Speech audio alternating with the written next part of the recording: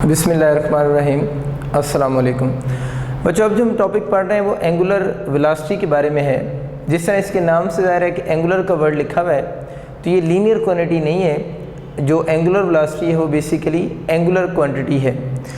इसकी अगर हम फार्मूला की बात करें, जिस तरह हम लीनियर वेलोसिटी का फार्मूला लिखते होते हैं ना, v = delta D by delta T लिखते हैं। v लीनियर वेलोसिटी है, d डिस्प्लेसमेंट और t टाइम है। इसी तरह अगर हम एंगुलर वेलोसिटी का फार्मूला लिखें तो v को हम ओमेगा से रिप्लेस कर देंगे, यानी v की जगह पर ओमेगा लिख देंगे, d की जगह पर आप लोगों ने थीटा लिख देना है, ओवर टाइम हो जाएगा। तो v को ओमेगा से रिप्लेस कर दें, d को थीटा से, क्योंकि लीनियर डिस्प्लेसमेंट d है, एंगुलर डिस्प्लेसमेंट थीटा है। लीनियर वेलोसिटी को v से शो करते हैं, एंगुलर वेलोसिटी को हम ओमेगा से शो करते हैं। तो इस तरह आपके पास एंगुलर वेलोसिटी का फार्मूला बन जाएगा, ओमेगा = थीटा बाई टी हो जाएगा। तो ये क्या बनेंगे, इसको क्या कहते हैं, rate of change of displacement is called velocity. तो इसको क्या कहेंगे, rate of change of angular displacement is called angular velocity. तो अगर स्टेटमेंट में एमसीक्यू आता है तो एक वर्ड चेंज होगा। अगर rate of change of angular displacement लिखा हुआ है तो इसका ऑप्शन वेलोसिटी नहीं होगा, बल्कि क्या चूज़ करेंगे, एंगुलर वेलोसिटी या वर्ड चूज़ करेंगे। अब बच्चों अगर हम इसकी यूनिट की बात करते हैं तो थीटा की यूनिट आपको पता है रेडियन होती है और टाइम की यूनिट सेकंड होगी। इसकी यूनिट एक तो रेडियन पर सेकंड बन सकती है। इस थीटा को हम डिग्री में मेजर भी कर सकते हैं, तो इसकी यूनिट डिग्री पर सेकंड भी हो सकती है। और इसी थीटा को रेवोल्यूशन में मेजर भी कर सकते हैं, तो इसकी यूनिट रेवोल्यूशन पर सेकंड भी हो सकती है। तो अगर आ जाता है इसकी यूनिट कौन सी है, तो ऑल ऑप्शन होगा, रेडियन पर सेकंड, डिग्री पर सेकंड या रेवोल्यूशन पर सेकंड। लेकिन बच्चों अगर आपसे पूछता है ना कि इसकी एसआई यूनिट कौन सी है, तो इसकी जो एसआई यूनिट है वो रेडियन पर सेकंड होती है। इनको हम अदर यूनिट्स भी कहते हैं, यानी डिग्री पर सेकंड और रेवोल्यूशन पर सेकंड्स को हम अदर यूनिट्स भी कहते हैं, या इनके लिए एक और वर्ड यूज़ किया जाता है, एसआई एक्सेप्टेड यूनिट्स। तो ये एसआई एक्सेप्टेड यूनिट्स भी इनको कहते हैं। तो ये बात आप लोगों ने याद रखनी, अदर यूनिट्स हैं या एसआई एक्सेप्टेड यूनिट्स हैं। अगर बच्चों हम इसकी डायमेंशन की बात करें तो रेडियन के भी हम लोगों ने देखा था कोई डायमेंशन नहीं होती, डायमेंशन लेस होता है, डायमेंशन लेस है ये रेडियन। तो सेकंड की डायमेंशन क्या होती, टी। तो इसकी डायमेंशन जो बनेगी वो 1/t हो जाएगी, और 1/t को हम क्या लिख सकते हैं, t इनवर्स b लिख सकते हैं। एक तो इसको लिखने का ये तरीका है कि आप t इनवर्स लिख दें। दूसरा तरीका ये होता है कि अगर वो m वगैरह आप साथ लिखना चाहते हैं, m वगैरह का मतलब m0 और l0 दोनों के साथ नॉट लिखना पड़ेगा। नॉट का मतलब होता है कि वो चीज़ इन्वॉल्व नहीं है, तो m0 l0 और साथ में आप क्या लिख देंगे, t-1 लिख देंगे। तो ये थोड़ा याद रखना है कि इसकी डायमेंशन t-1 भी लिखी जा सकती है, और इसी की फॉर्म थोड़ी चेंज करके m0 l0 और t-1 की फॉर्म में भी हम इसको लिख सकते हैं। एक तो ये बात याद रखनी है। नेक्स्ट बच्चे हम आगे चलते हैं। एक इसकी प्रैक्टिकल यूनिट भी होती है, ये आप लोगों ने वर्ड थोड़ा याद रखना है।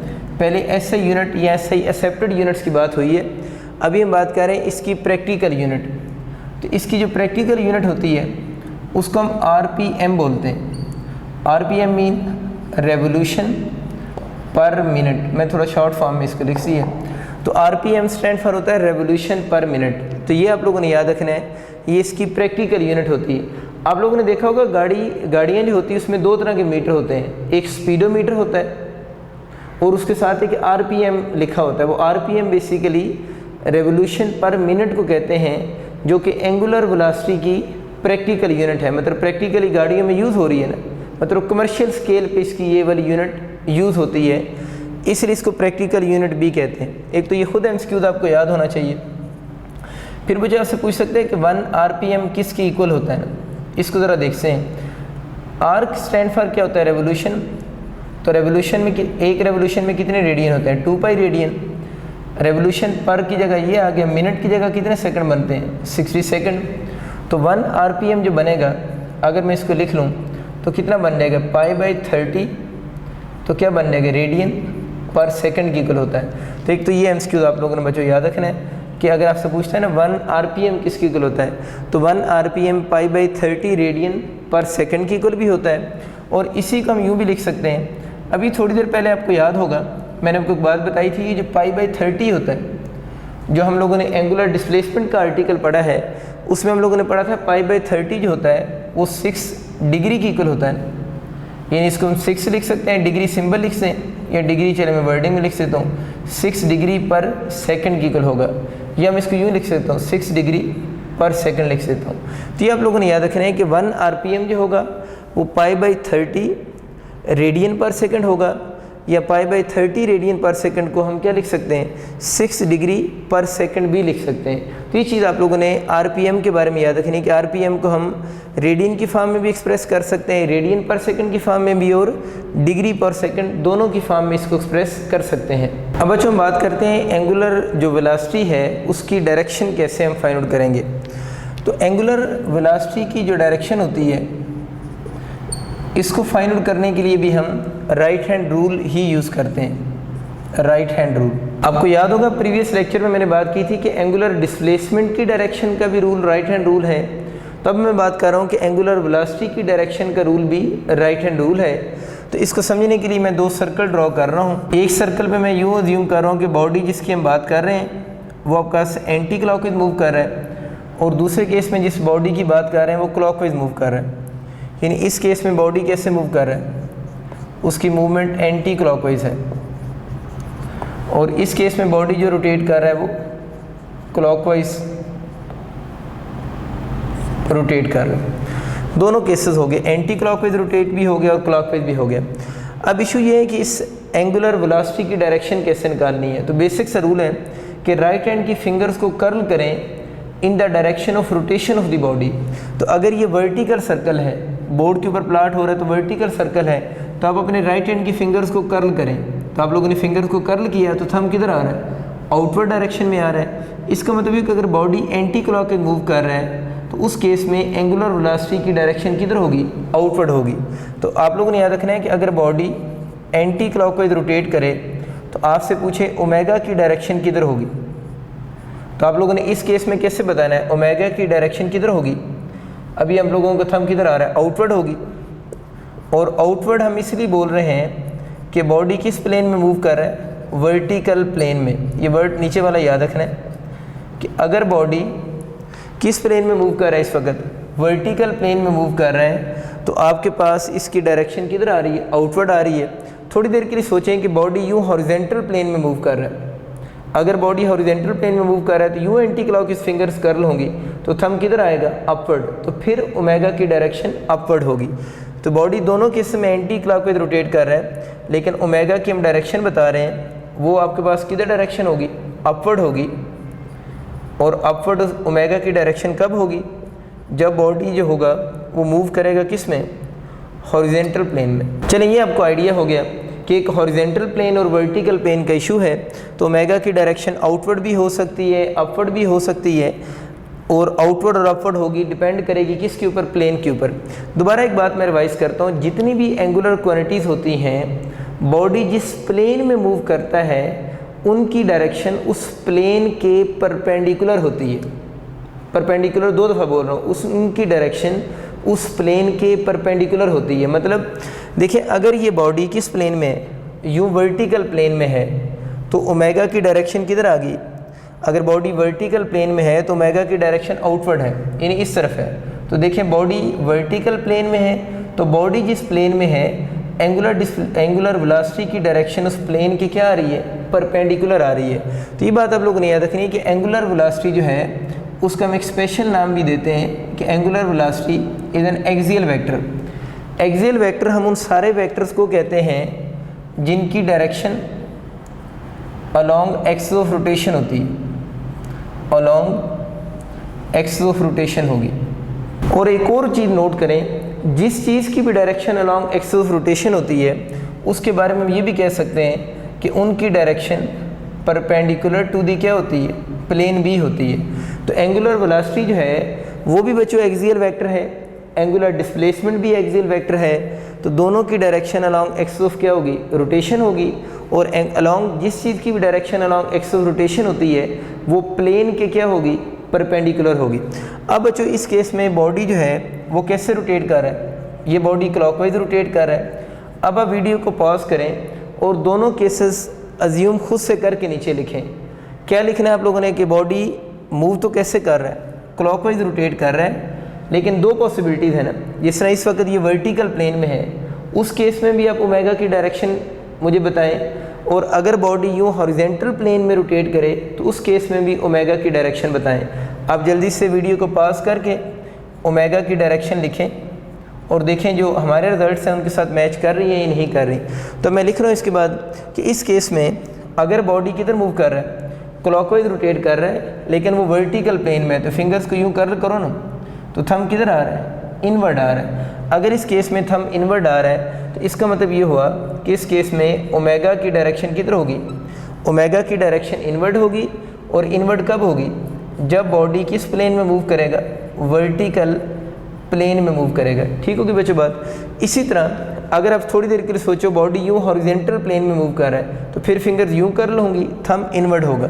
इसका मतलब कि ओमेगा की डायरेक्शन, सॉरी इनवर्ड कह रहा हूँ, इस केस में थंब डाउनवर्ड होगा। तो ओमेगा की डायरेक्शन जो होगी वो डाउनवर्ड होगी।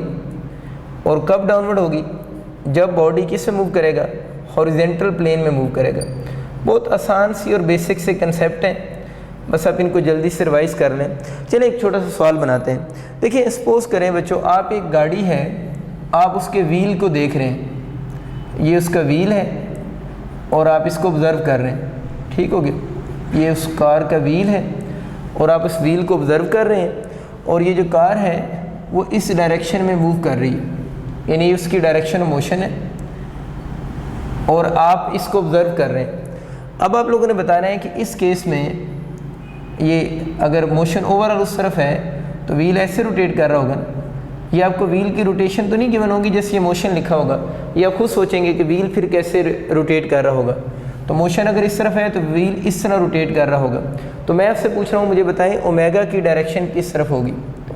तो देखिए व्हील जो होता है, किसी भी गाड़ी का व्हील जो होता है, इमेजिन करो ना थोड़ी देर के लिए, वो किस प्लेन में होगा, वो तो यार वर्टिकल प्लेन में मूव कर रहा होगा। यानी व्हील जो होगा वो तो किस में, वर्टिकल प्लेन में होगा।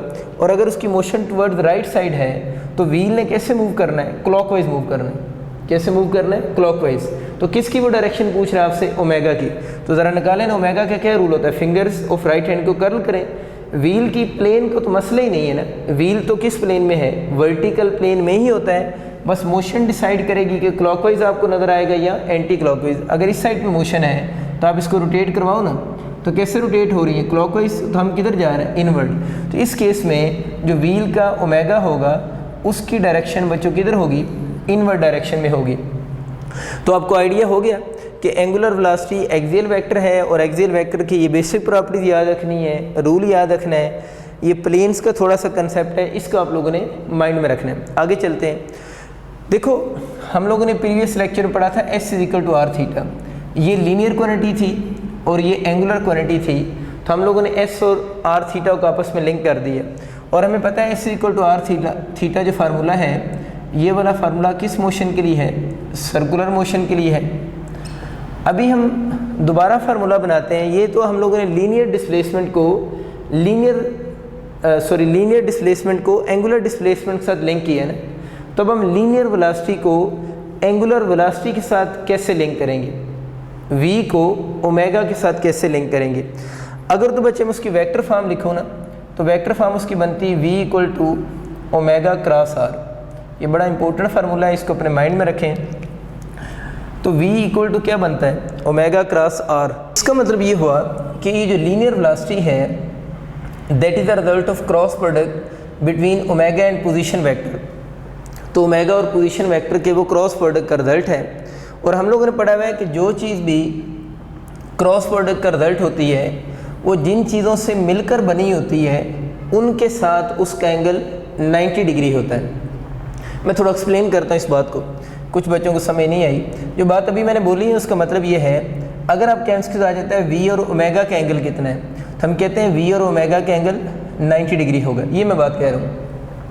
और v और पोजीशन वेक्टर का एंगल पूछेगा तो v और पोजीशन वेक्टर का एंगल भी कौन सा है, 90 डिग्री ही होगा। तो ये आप केमिस्ट्री बता सकते हैं कि v और ओमेगा में एंगल कितना होता है और v और r में एंगल कितना होगा, तो हम बोलेंगे वो एंगल दोनों कितने होंगे, 90 डिग्री के ही होंगे। एक और छोटा सा एमसीक्यू लिखते हैं। अब अगर आप केमिस्ट्री आज इफ़ अगर आपको ये गिवन हो, if v equal to omega cross r given हो और आपसे पूछे v डॉट ओमेगा बताएं, यानी आपसे कहता है if v equal to omega cross r है तो v डॉट ओमेगा किसके इक्वल होगा। इसको ज़रा देखते हैं कैसे ओपन करेंगे। पहले हम v की मैग्नीट्यूड लिखेंगे, उसके बाद आप लोगों ने ओमेगा की मैग्नीट्यूड लिखनी है। डॉट प्रोडक्ट जिस तरह ओपन करते हैं ए बी कोस थीटा होता है ना, तो फर्स्ट की मैग्नीट्यूड सेकंड की magnitude cause of angle between v and omega. इधर से देखें v और ओमेगा में एंगल कितना है, 90, तो कॉज 90 पे कितना होता है, 0। तो v डॉट ओमेगा अगर आपसे बच्चों पूछे तो v डॉट ओमेगा किसकी इक्वल होगा, 0 की इक्वल होगा।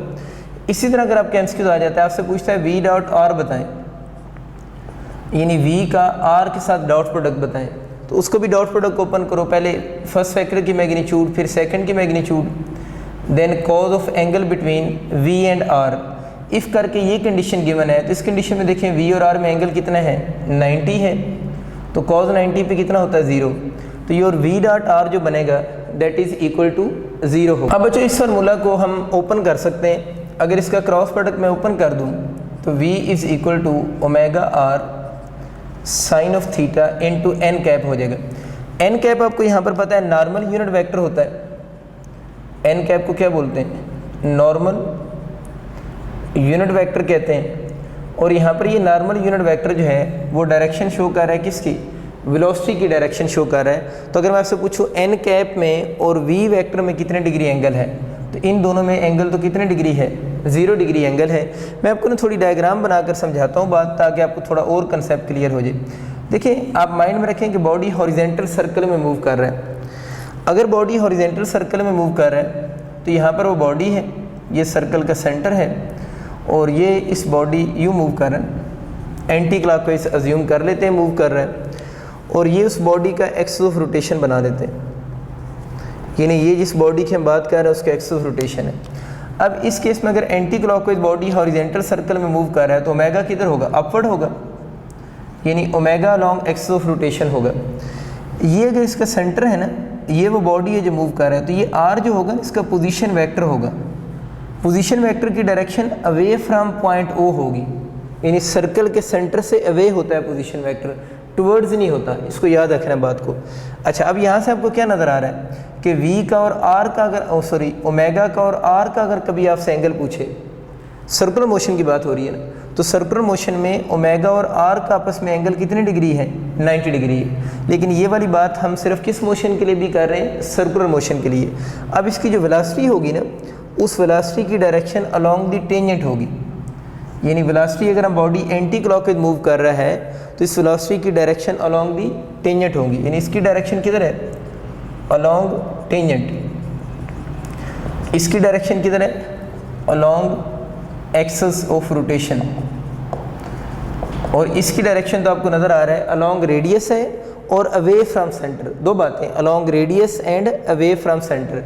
अब कुछ बच्चों को लगता है सर देखें v और ओमेगा की डायरेक्शन तो सेम आ रही है, और आप अभी कह रहे थे कि v और ओमेगा में एंगल कितने डिग्री है, 90 डिग्री है। तो बच्चों देखो ये आप लोगों को 2 डायमेंशन में लग रहा है ना, 3D में ज़रा सोचें कि अगर इस केस में बॉडी यूँ हॉरिजेंटल सर्कल में मूव कर रहा है, अगर बॉडी हॉरिजेंटल सर्कल में मूव कर रहा है तो उस केस में आपका मैं डायग्राम शो करता हूँ।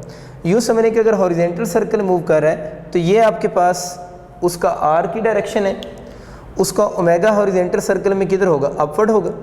ये चीज़ देखें आप, फिर आपको समझ आएगी। ये r है उसका, ये उसका ओमेगा हॉरिजेंटल सर्कल में ओमेगा किधर होगा, अपवर्ड होगा, ये r हो गया।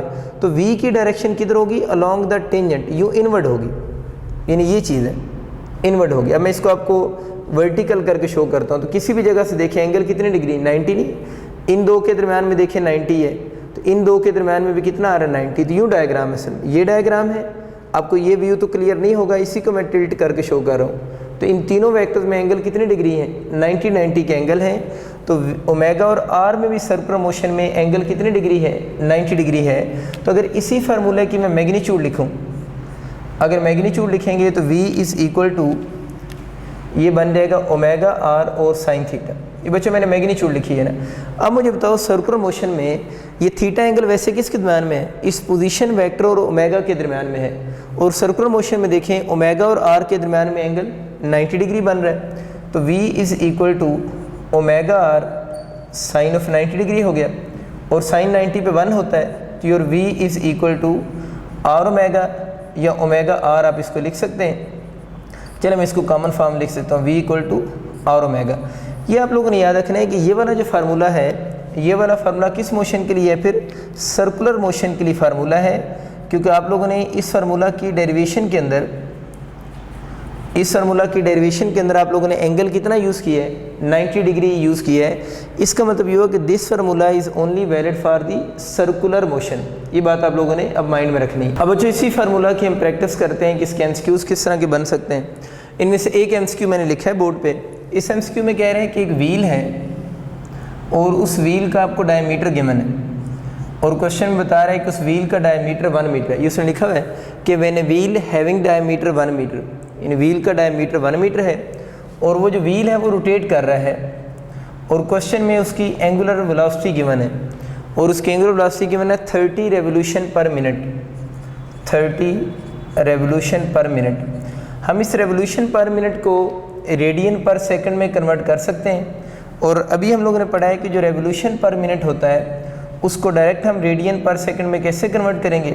रेवोल्यूशन पर मिनट इक्वल टू होता है π/30 रेडियन पर सेकंड। ये भी हम लोगों ने प्रूव किया है। तो ऑनवर्ड आप डायरेक्ट याद रखेंगे, जब भी ओमेगा रेवोल्यूशन पर मिनट में गिवन होगी और आप लोगों ने इसको रेडियन पर सेकंड में कन्वर्ट करना होगा, तो सिंपली रेवोल्यूशन पर मिनट को की जगह पर π/30 रेडियन पर सेकंड हम लिख देंगे। हमने भी प्रूव किया था ये आपस में इक्वल होते हैं, तो 30 से कैंसिल हो जाएगा, तो ओमेगा जो बनेगा वो पाई रेडियन पर सेकंड हो जाएगा।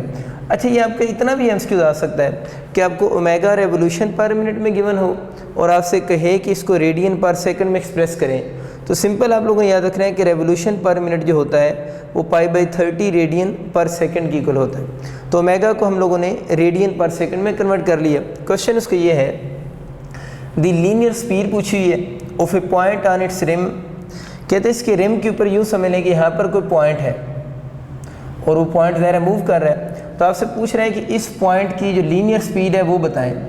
यानी इस व्हील के रिम के ऊपर एक पॉइंट है और उस पॉइंट की लीनियर स्पीड बतानी है इन मीटर पर सेकंड। तो ज़ाहिर है ये जो पॉइंट है वो व्हील के रिम के ऊपर है, तो ये सर्कुलर मोशन परफॉर्म करेगा, और सर्कुलर मोशन के लिए हम formula v equal to r omega लिख सकते हैं। ये वाला फार्मूला जस्ट सर्कुलर मोशन के लिए ही है, वो क्यों है वो भी हम लोगों ने प्रूव भी किया था इस बात को। तो v इज़ इक्वल टू, अब यहाँ पर रेडियस लिखा हुआ है लेकिन हमें क्वेश्चन में डायमीटर गिवन है, तो आपको पता है ना कि जो रेडियस होता है वो किसकी इक्वल होता है, डायमीटर बाय 2 होता है ना। डायमीटर को 2 से डिवाइड करें तो रेडियस बनता है, तो रेडियस की जगह पर आप हमें डायमीटर गिवन है तो आप d/2 लिख सो, क्योंकि रेडियस जो होता है वो डायमीटर बाय 2 होता है। ओमेगा ऑलरेडी हमें क्वेश्चन में गिवन है, अब आप वैल्यूज पुट कर दो। डायमीटर कितना गिवन है 1/2, और ओमेगा क्वेश्चन में कितना गिवन है, पाई हम लोगों ने बना ली है, तो इसका जो आंसर बनेगा वो π/2 मीटर पर सेकंड होगा। अब इसमें देखें जो ऑप्शन लिखे हुए हैं, अब बच्चे अक्सर गलती करते हैं जब उनको π/2 नज़र आता है ना तो डायरेक्ट ऑप्शन चूज़ कर लेते हैं। देखिए π/2 के बाद यूनिट भी चेक कर लें कि कहीं यूनिट में उसने गड़बड़ तो नहीं की हुई ना, जिस तरह इस एमसीक्यू में उसने की हुई है कि π/2 मीटर पर सेकंड स्क्वायर लिखा हुआ है, हालांकि हमारा आंसर π/2 मीटर पर सेकंड है। दूसरी गलती कुछ बच्चों से ये होती है कि वो इसको रेडियन भी समझ बैठते हैं, तो रेडियन में नहीं है, ये मीटर पर सेकंड में है क्योंकि ये आंसर वी का है। तो इसका जो करेक्ट ऑप्शन बनेगा वो π/2 मीटर पर सेकंड होगा, तो सी ऑप्शन इसका करेक्ट होगा। इसी फार्मूला की बच्चे कुछ और शेप्स बनाते हैं, इसकी और डिफरेंट शेप्स के क्वेश्चन किस तरह के बन सकते हैं। देखिए इसी फार्मूला में v equal to r omega लिखा हुआ है ना, ये जो ओमेगा होता है ना ये 2π/t के इक्वल b होता है, यानी ओमेगा इक्वल टू 2π/t भी होता है।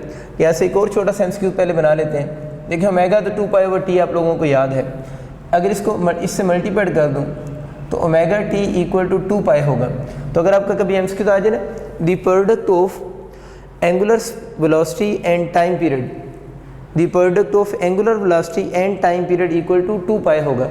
और याद रखना ये जो एंगुलर वेलोसिटी होती है, इसी एंगुलर वेलोसिटी को एंगुलर फ्रीक्वेंसी भी कहते हैं। ये आप लोगों को बात समझ आ गई। Angular velocity is also called angular frequency. तब इसकी स्टेटमेंट थोड़ी चेंज करके मैं बोलता हूँ, the product of angular frequency and time period equal to 2π। अब कहेंगे सर ये तो आम सी बात है, फार्मूले से नज़र आ रही है। असल में बच्चों आपको इसमें गलती ये आप कर देते हैं। देखिए f होता है ना 1/t, f को t से मल्टीप्लाई करें तो कितना होता है 1। ये मैथमेटिकली तो हमें इशू नहीं बनता, लेकिन जब ये वर्डिंग में एमसीक्यू आता है तब हम गलती करते हैं। दोबारा सुने, मैं बोल रहा हूँ the product of frequency and time period, the product of frequency and time period, तो उसका आंसर क्या होगा 1। अब दोबारा सुनिए, the product of angular frequency and time period, तो दैट इज इक्वल टू 2π। तो अब आपको समझ आ गया कि जब वर्डिंग में एमसीक्यू आएगा तो उसमें क्या होगा कि अगर एंगुलर वर्ड लिखा हुआ है फ्रीक्वेंसी के साथ तो उस एमसीक्यू का आंसर 2π होगा। लेकिन अगर एंगुलर नहीं लिखा, simple the product of frequency and time period है, तो उसका आंसर फिर किसके इक्वल होगा, 1 के इक्वल होगा। बस ये चीज़ माइंड में रखनी है। खैर वापस आते हैं, हम लोग इसमें अगर ओमेगा की वो वाली वैल्यू पुट कर दें तो v इज़ इक्वल टू आपका r, और ओमेगा की जगह पर क्या हो जाएगा 2π/t हो जाएगा। तो इस फार्मूला के बच्चे आपके एमसीक्यू बन सकते हैं। देखिए इसमें आपको v, r, ओमेगा, इसमें कितनी चीज़ें वेरिएबल हैं, v, r और टाइम पीरियड है ना। इन तीनों में से कोई भी आपको 2 चीज़ें गिवन हो तो तीसरी चीज़ को हम इजीली यहाँ से कैलकुलेट कर सकते हैं। हम एक क्वेश्चन बनाते हैं। आप सपोज करें कि एक बॉडी है जो कि एक सर्कल में मूव कर रही है, एक बॉडी है जो कि सर्कल में मूव कर रही है और उस सर्कल का रेडियस आपको 2 मीटर गिवन है, यानी सर्कल का रेडियस 2 मीटर है और बॉडी जिस सर्कल में मूव कर रहा है उस सर्कल में उसका जो टाइम पीरियड है वो 4 सेकंड है। रेडियस 2 मीटर गिवन है, टाइम पीरियड 4 सेकंड गिवन है और आपसे पूछ रहे हैं उसकी स्पीड बताएं। तो बच्चों यहाँ से हम इजीली अब स्पीड इसकी कैलकुलेट कर सकते हैं, क्योंकि स्पीड का हमें आइडिया है। अगर इसी में मैं वैल्यूज पुट करूँ इस फार्मूले से निकलेगी ना, तो your v is equal to r, यहाँ पर किसके इक्वल आ रहा है 2 के, और 2π/, टाइम पीरियड हमें कितना गिवन है 4। तो देखें ये 2 × 2 4, इस 4 से कैंसिल हो जाएंगे, तो v इसकी जो बन जाएगी पाई मीटर पर सेकंड हो जाएगी, या हम इसको बच्चे लिख सकते हैं 3.14 मीटर पर सेकंड। तो ये मैं आपको बात समझाना चाह रहा हूँ कि इस फार्मूले का आप ये ना समझें कि इसमें सिर्फ v के क्वेश्चन आने हैं। आप इस फार्मूले को यूँ सोचें कि इसमें 3 चीज़ें r है, t है और v है। कोई सी 2 चीज़ें गिवन हो, थर्ड वन हम इजीली कैलकुलेट कर सकते हैं यहाँ से।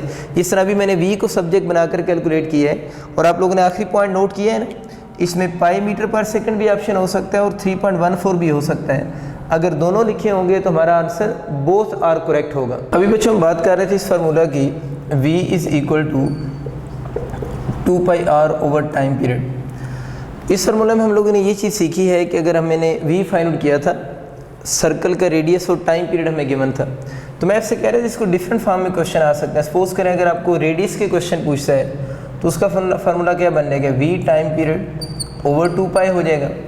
या इसी में अगर आपसे टाइम पीरियड के क्वेश्चन पूछ लें तो टाइम पीरियड को अगर ऊपर ले जाएं तो 2πr/v के इक्वल हो जाएगा। तो ये बच्चों आप लोगों ने डिफरेंट जो रिलेशंस हैं इनके आपके एमसीक्यू आ सकते हैं।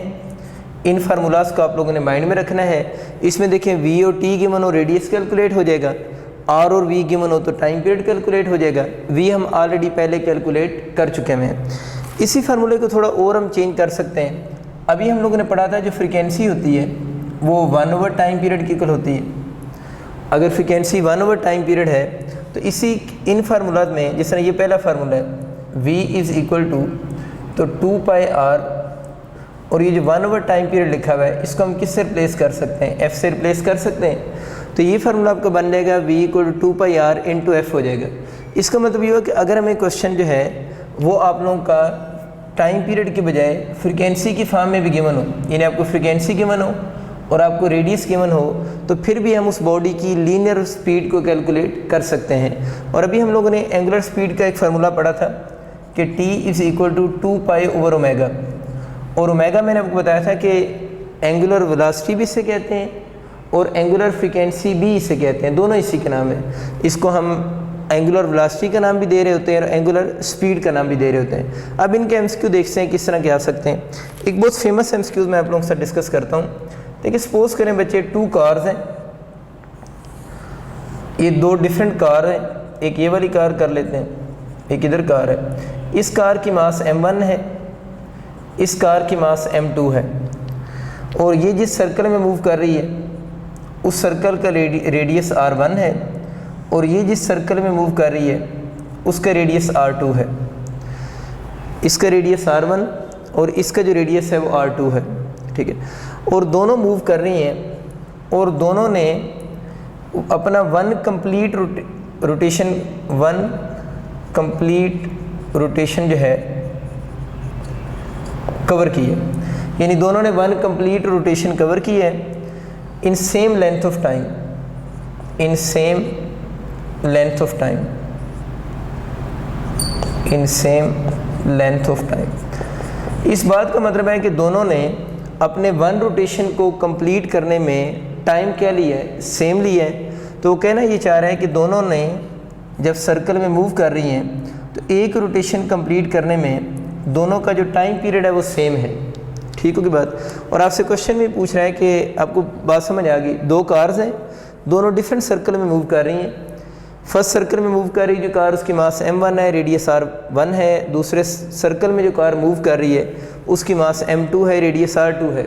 और दोनों ने सेम लेंथ ऑफ टाइम में अपना वन रोटेशन कंप्लीट किया है। इसका मतलब है दोनों का टाइम पीरियड सेम है। तो क्वेश्चन में वो कह रहे हैं calculate ratio of their angular speed.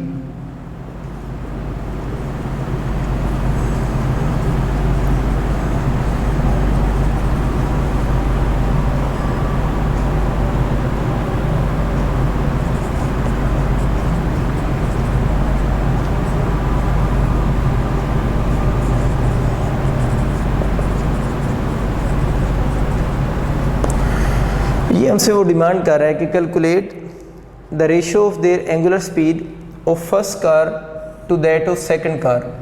ये उसका क्वेश्चन है कि फर्स्ट कार की सेकंड कार के साथ रेशियो ऑफ एंगुलर स्पीड बताएं। इन अदर वर्ड्स वो आपसे पूछ रहा है ω1 ओवर ω2 बताएं। मैं इसके डिफरेंट ऑप्शन लिख सकता हूँ, आप कोशिश करें इसको सॉल्व करने की। फर्स्ट ऑप्शन में लिख रहा हूँ m1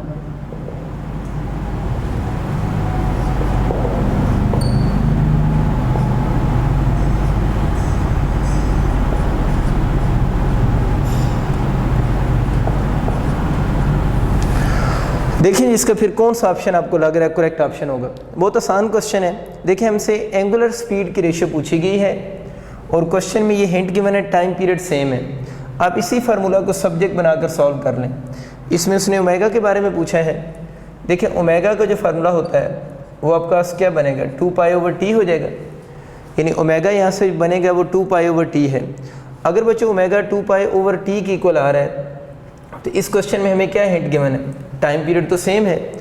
अगर दोनों का टाइम पीरियड सेम आ रहा है तो अब बहुत आसान हो गया। फिर अगर टाइम पीरियड सेम है, 2π तो वैसे भी कांस्टेंट है, तो इसका मतलब है दोनों का ओमेगा भी क्या होगा, सेम होगा। बहुत आसान सी बात। दोबारा रिपीट कर रहा हूँ, टाइम पीरियड हमें क्वेश्चन में गिवन है सेम है, टाइम पीरियड सेम हो गया। 2π तो वैसे ही क्या है, कांस्टेंट है, तो फिर दोनों का टाइम पीरियड, दोनों की एंगुलर स्पीड भी क्या होगी, सेम होगी। अगर एंगुलर स्पीड सेम है तो ω1 ओवर ω2 की जो रेशियो बनेगी वो 1:1 होगी। तो आपको क्लियर होगी बात। टाइम पीरियड सेम हो तो ओमेगा भी क्या होगा, सेम होगा। इसलिए इसका ऑप्शन कौन सा बनेगा, चार्ली ऑप्शन बनेगा। और यहाँ से हमें ये बात भी समझ आ गई कि 2π/t को हम क्या लिख सकते हैं, ओमेगा लिख सकते हैं। तो इसी फार्मूले को देखो, इस फार्मूले में क्या लिखा हुआ है, 2π/t लिखा हुआ है ना। तो 2π/t को हम ओमेगा लिखें तो वही पुराना फार्मूला आपका वापस नहीं आ जाएगा, v = ω/r। तो ये वही फार्मूला है। 2π/t को हम वापस पुट कर दें तो ω/r, तो वही चीज़ यहाँ पर भी लिखी हुई है। तो कोई नया फार्मूला नहीं है, ठीक होगी बात। ये हमें चीज़ समझ आ गई। चलिए थोड़ा सा इसी बात को मैं थोड़ा चेंज करता हूँ। सपोज करते हैं इसकी बजाय आपका क्वेश्चन आ जाता है calculate the ratio of their angular की बजाय लफ्ज़ लिखा हुआ है लीनियर स्पीड। अगर आप कैलकुलेट करें ratio of their linear speed of first car to that of second car.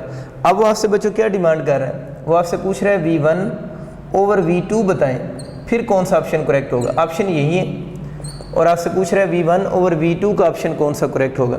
अब ज़रा देखें इसमें आपको कौन सा ऑप्शन इस केस में इसको करेक्ट फील हो रहा है और इसको ट्राई करें कि आपका क्या ऑप्शन बनेगा। देखिए इस क्वेश्चन में आपको क्या चीज़ गिवन है, आपको दोनों की टाइम पीरियड सेम गिवन है। इस फार्मूला की तरफ आ जाए। टाइम पीरियड आपको क्वेश्चन में क्या गिवन है, सेम, टी कांस्टेंट हो गया, क्रॉस लगा देता हूँ, कांस्टेंट के लिए क्रॉस लगा रहा हूँ। 2 भी क्या है, कांस्टेंट। टाइम पीरियड भी कांस्टेंट है, मैं चले सी लिख देता हूँ। 2 भी क्या है, कांस्टेंट है। तो अब मुझे बताओ टाइम पीरियड क्यों कांस्टेंट है, क्वेश्चन में गिवन है वो, और हमसे लीनियर स्पीड की रेशियो पूछ रहा था। यहाँ से क्या नज़र आ रहा है, स्पीड का और रेडियस का आपस में कौन सा होगा, डायरेक्ट रिलेशनशिप होगा। और इसके बारे में याद रखना है कि ये डायरेक्ट रिलेशन कब होगा, जब डिफरेंट बॉडीज़ जो मूव कर रहे हैं उनका टाइम पीरियड कांस्टेंट हो या दोनों का टाइम पीरियड क्या हो, सेम हो, तो फिर स्पीड का और रेडियस का आपस में डायरेक्ट रिलेशनशिप होगा। तो अगर हम इसको रेशियो बना लें v1/v2 तो किसकी इक्वल होगा, r1/r2 की इक्वल होगा। तो अगर बच्चों आपसे एंगुलर स्पीड की रेशियो पूछता है तो 1:1 होगी, लेकिन अगर लीनियर स्पीड की रेशियो पूछता है तो फिर r1 रेशियो क्या होगी, r2 होगी। इसी बात को अब दूसरे एंगल से मैं आपको बताता हूँ। देखिए इस बात का ये मतलब भी है कि अगर इन दोनों के टाइम पीरियड सेम है, वो तो हमें गिवन है क्वेश्चन में, तो जिसका रेडियस ज़्यादा होगा उसकी स्पीड भी क्या होगी, ज़्यादा होगी, और जिसका रेडियस कम होगा उसकी स्पीड भी कम होगी।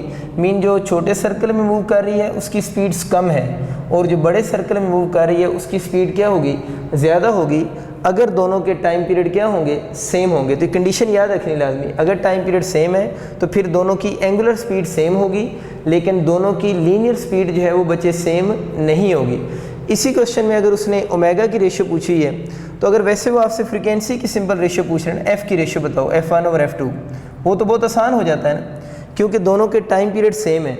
और आप लोगों ने क्या फार्मूला पढ़ा हुआ है, t किसकी इक्वल होता है, 1/f। अगर टाइम पीरियड ही सेम है तो इसका मतलब है दोनों की फ्रीक्वेंसी यानी लीनियर फ्रीक्वेंसी भी तो क्या होगी, सेम ही होगी। तो क्या रेशियो बनेगी, 1:1। तो अगर इस क्वेश्चन में दोनों की फ्रीक्वेंसीज़ की रेशियो पूछता तो फ्रीक्वेंसी की रेशियो भी 1:1, एंगुलर वेलोसिटी की रेशियो पूछ रहा है वो भी 1:1 है, लेकिन लीनियर स्पीड की रेशियो 1:1 नहीं है।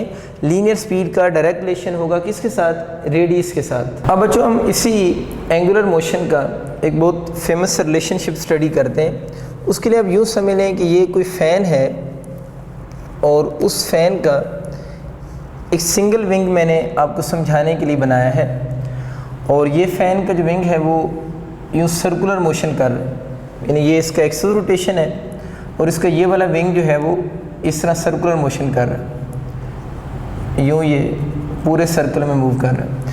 अब जब ये इसका विंग रोटेट कर रहा है तो इसके ऊपर कुछ मैं पार्टिकल ले लेता हूँ, चलें 2 ही ले लेता हूँ। एक पार्टिकल इस जगह पर है, एक पार्टिकल इस जगह पर है। ज़ाहिर है जब ये फ़ैन का विंग रोटेट करेगा जिसका पार्टिकल ए भी रोटेट करेगा और पार्टिकल बी भी रोटेट करेगा। हम अज्यूम करते हैं कुछ टाइम डेल्टा टी के बाद, पूरा विंग नहीं बना रहा, थोड़ा सा पार्ट बना रहा हूँ, कुछ टाइम डेल्टा टी लगा है, उस डेल्टा टी टाइम के दौरान ये वाला पॉइंट बी इस जगह पर चला गया है और पॉइंट ए इस जगह पर आ गया। जाहिर है अगर आप इस मार्कर को विंग समझ लेते हैं तो जब यूँ मूव करेगा तो जितने टाइम में इसका ये वाला पॉइंट इस जगह शिफ्ट होगा उतने ही टाइम में ये वाला पॉइंट इस जगह शिफ्ट हो जाएगा। उसकी सिंपल सी रीज़न ये है कि दोनों जो पार्टिकल्स ए और बी हैं ये दोनों सेम बॉडी के पार्टिकल हैं। ये बात याद रखनी है कि ये दोनों पार्टिकल जो हैं वो किस बॉडी के हैं, सेम बॉडी के पार्टिकल हैं ना। वैसे तो इसके ऊपर आप नंबर ऑफ़ पार्टिकल बना सकते हैं, लेकिन हम जो रिज़ल्ट बनाना चाह रहे हैं उसके लिए 2 पार्टिकल काफ़ी हैं। तो ये दोनों पार्टिकल जो है एक ही बॉडी के हैं और वो बॉडी जो है वो सर्कुलर मोशन कर रहा है, और हम इसके ऊपर 2 पार्टिकल्स ले रहे हैं। एक पार्टिकल हम लोगों ने ए ले लिया है और दूसरा पार्टिकल हम लोगों ने बी ले लिया। अच्छा, अब बच्चों ये है कि जब ये दोनों, और ये इनके इनिशियल पोजीशन में मार्क कर देता हूँ, ये इन दोनों की इनिशियल पोजीशन है। अब जब ये दोनों मूव करके गए हैं, जो पॉइंट बी जो है इस फर्स्ट पोजीशन से सेकंड पोजीशन पे चला गया है और ये पॉइंट ए की पोजीशन है। पहला आपका एमसीक्यू ये आ सकता है, दोबारा रिपीट कर रहा हूँ, ये दोनों पार्टिकल किस बॉडी के हैं, सेम बॉडी के हैं। तो अगर इस पोजीशन से इस पोजीशन पर गए हैं तो दोनों के जाने का टाइम क्या होगा, सेम होगा। अब आपको पहला एमसीक्यू आ सकता है कि किसको ज़्यादा टाइम लगेगा, तो आप लोगों ने क्या ऑप्शन चूज़ करना है, दोनों पार्टिकल को मूव करने का टाइम सेम होगा। चलिए मैं ए बी लिख देता हूँ, क्योंकि पार्टिकल का नाम ए बी है ना, तो दोनों को जाने का टाइम सेम होगा। टाइम क्यों सेम है, क्योंकि दोनों सेम बॉडी के पार्टिकल हैं। दूसरा एमसीक्यू जो आ सकता है वो आपसे पूछ सकता है किसने ज़्यादा एंगुलर डिस्प्लेसमेंट कवर किया है। क्या लफ्ज़ मैंने बोला, किसने ज़्यादा एंगुलर डिस्प्लेसमेंट कवर की है। ये सेंटर के क्लोज है और ये सेंटर से अवे है, तो वो पूछ रहा है किसने ज़्यादा एंगुलर डिस्प्लेसमेंट कवर किया है। तो मुझे ये बताएं कि इन दोनों का एंगुलर डिस्प्लेसमेंट कहाँ से मेजर होगा, सर्कल के सेंटर से मेजर होगा, यानी जो जिस सर्कल में मूव कर रहे हैं उस सर्कल का सेंटर ये है ना, तो बी का भी एंगुलर डिस्प्लेसमेंट यहीं से मेजर करेंगे, तो ए का एंगुलर डिस्प्लेसमेंट भी यहीं से मेजर करेंगे कि यहाँ से मेजर करेंगे। ये इसका बड़ा एंगुलर डिस्प्लेसमेंट छोटा है, इसका एंगुलर डिस्प्लेसमेंट बड़ा है। ये जो लाइन है ये एंगुलर डिस्प्लेसमेंट की तो नहीं है, ये तो आर्क लेंथ की है। आर्क लेंथ, इसकी आर्क लेंथ को चले मैं एस बी बोल देता हूँ और इसकी आर्क लेंथ को मैं एस ए कह देता हूँ। ये तो बेसिकली आर्क लेंथ है दोनों की, यानी लीनियर डिस्टेंस है। कौन सा है? लीनियर डिस्टेंस है। एंगुलर डिस्प्लेसमेंट तो यहाँ से मेजर होगा, इसका मतलब ये हो कि बी का मेजर करें या ए का एंगुलर डिस्प्लेसमेंट मेजर करें। अगर इधर सेंटर से ही मेजर होना है तो दोनों का एंगुलर डिस्प्लेसमेंट फिर क्या होगा? सेम होगा। तो नेक्स्ट एमसीक्यू तक आ जाता है ना, एंगुलर डिस्प्लेसमेंट किसका कम होगा, ज़्यादा होगा, तो हम बोलेंगे दोनों का एंगुलर डिस्प्लेसमेंट सेम होगा। मैं 4 ऑप्शन ही लिख रहा, फिर तो वो इतने ज़्यादा एमसीक्यू बन जाएंगे ना। मैं जस्ट कंक्लूजन लिख रहा हूँ, किस चीज़ का कंक्लूजन है, फिर रिपीट कर रहा हूँ। एक ही बॉडी के डिफरेंट पार्टिकल्स हैं, सेम बॉडी के डिफरेंट पार्टिकल्स हैं, उनके लिए एमसीक्यूज लिख रहा हूँ। उन सब का जब बॉडी रोटेट करेगा तो सब का टाइम पीरियड सेम होगा, और दूसरी बात क्या है, सबका एंगुलर जो डिस्प्लेसमेंट होगा वो भी सेम होगा। चलिए हम एंगुलर वेलोसिटी की बात करते हैं। ओमेगा होता है थीटा बाई टी, आज हम लोगों ने पढ़ा है।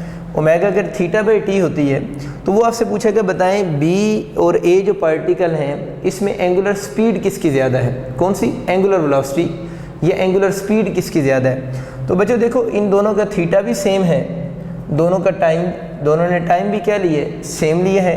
थीटा भी सेम है, टाइम भी सेम है, तो बताओ ना ओमेगा क्या होगा, फिर क्या होगा बताओ, शाबाश, ऊंचा सा बताओ। तो दोनों का ओमेगा, हाँ ठीक कहा है आप लोगों ने, दोनों को ओमेगा सेम होगा। ठीक हो गया, omega a equal to omega b, यानी दोनों का जो ओमेगा होगा वो सेम होगा।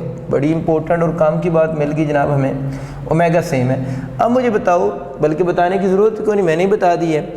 अगर आपसे पूछे इन दोनों में से लीनियर डिस्टेंस किस सेम होगा या डिफरेंट होगा, तो हमें नज़र आ रहा है कि दोनों का लीनियर डिस्टेंस जो होगा वो ये लीनियर डिस्टेंस है, जिसे आर्क लेंथ बोल रहा हूँ। क्या कह रहा हूँ? Arc length.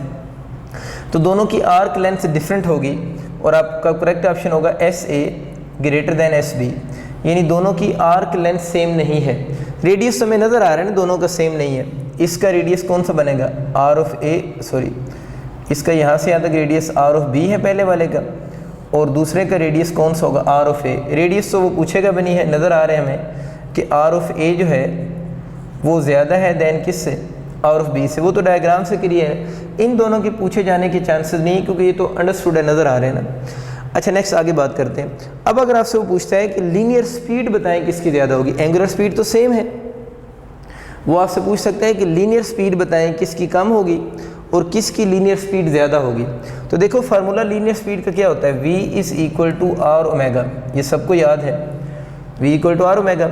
इसमें अभी हम लोगों ने क्या बात की है, दोनों का क्या सेम है? ओमेगा सेम है।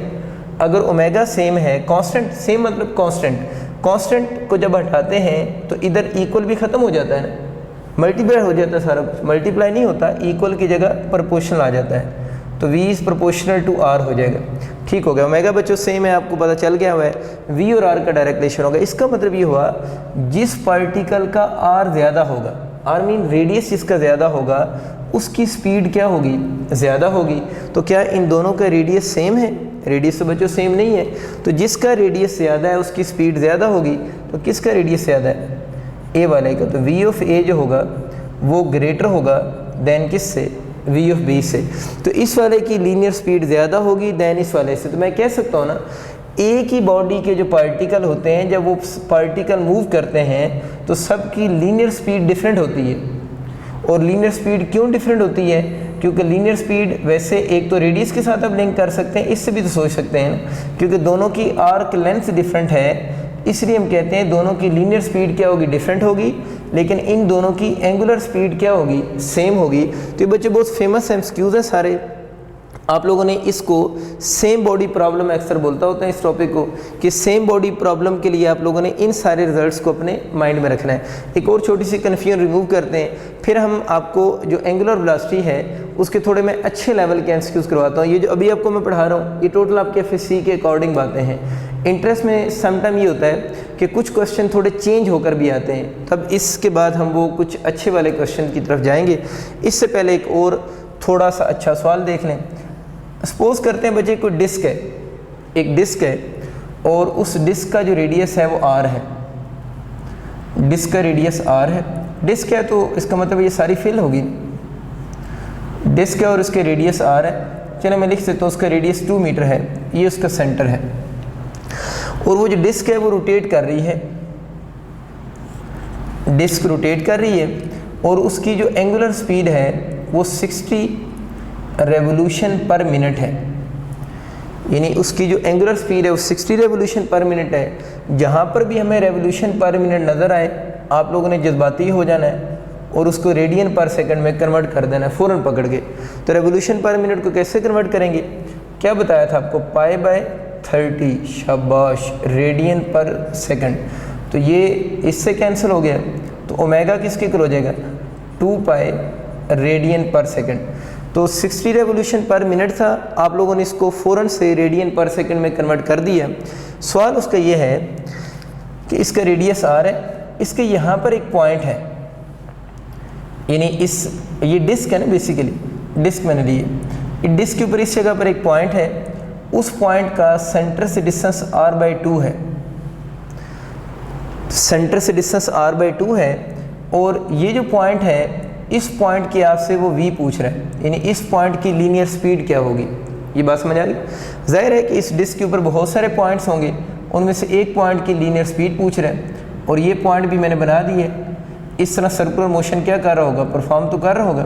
तो इस पॉइंट की जिसका O पॉइंट से डिस्टेंस r/2 है उसकी लीनियर स्पीड पूछ रहा है। अब हमें फार्मूला तो पता है v = r ओमेगा होता है। r ये कैपिटल गिवन है तो मैंने कैपिटल लिख दिए। अब अक्सर बच्चे v = r ओमेगा से ही सॉल्व कर देते हैं।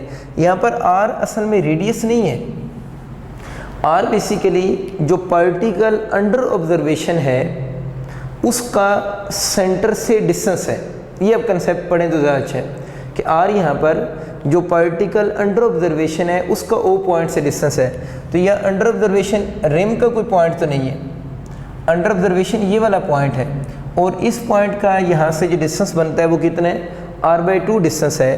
तो अब जब हम फार्मूला अप्लाई करेंगे इस पॉइंट के लिए, इस पॉइंट को कोई नाम दे देते हैं, c कह देते हैं, तो इसके लिए जब फार्मूला अप्लाई करेंगे तो r/2 ओमेगा अप्लाई होगा। बहुत आसान सी बात कि अब यूँ सीखें कि इसमें जो r लिखा हुआ है उस पॉइंट का जो अंडर ऑब्जर्वेशन है उसका सेंटर से डिस्टेंस होता है। तो इसका सेंटर से डिस्टेंस कितना बन रहा है, r/2 है। अब तो हम आसानी से हल कर सकते हैं। r जनाब कितना है आपके पास, है या नहीं है इधर है, 2 मीटर है, तो 2/2 किधर से आ गई, ये वाला 2 हो गया। ओमेगा को तो हम लोगों ने पहले सेट करके रखा हुआ है 2π, सिस्टम इंटरनेशनल में लेकर आए हैं, ये 2 से कैंसिल हो गया।